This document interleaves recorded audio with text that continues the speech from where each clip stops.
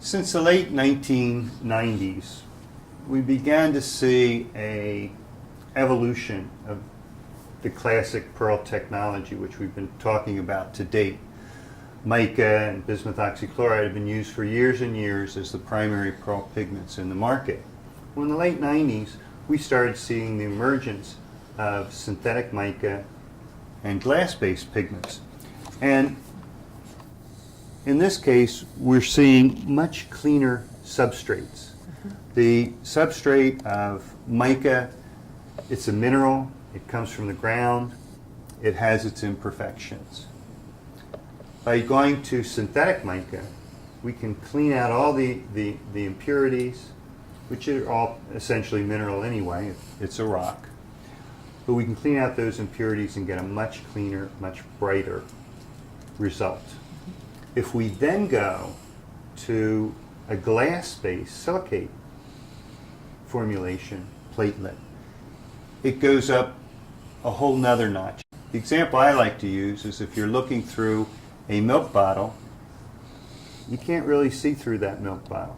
But if you look through a Coke bottle, you can, and that's the difference in clarity between, say, mica and synthetic mica. If you go to our diamond series, or the glass-based pigments, that's the difference between looking through a Coke bottle and looking through fine crystal.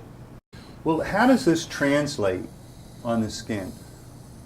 What's the difference then, visually, between mica, synthetic mica, and glass-based pigments? Well, now, if we take a look at that, here is a mica-based, here are two mica-based colors, a white and a gold interference.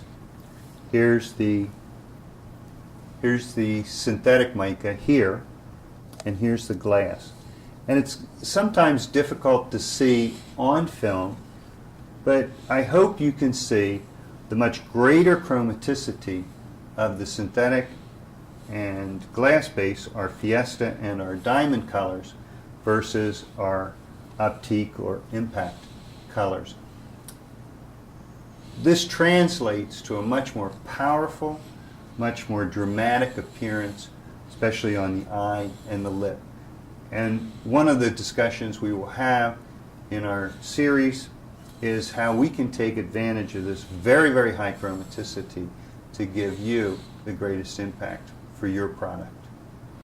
In talking about the substrate differences between mica, synthetic mica, and glass-based pigments, it's one of the key components to understanding how to utilize pearl pigments. Because earlier in our discussion, we talked about particle size being different, going from small to medium to large, going from satin look to a pearly look to a sparkle look.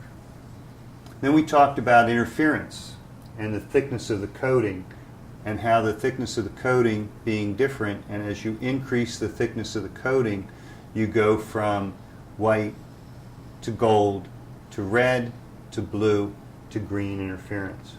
Well, just as those two key aspects of color effect pigments are important to understand, so is the difference of the substrate, because the chromaticity and the vibrance and the brilliance of the color and reflection are so dramatic when you see them, and it's sometimes difficult to show on film, but in person as you see them, these become very important formulating differences, and knowing and understand how to take advantage of these and keeping your costs in control is very important and can make a big difference between successful formulation and one that is just another formulation.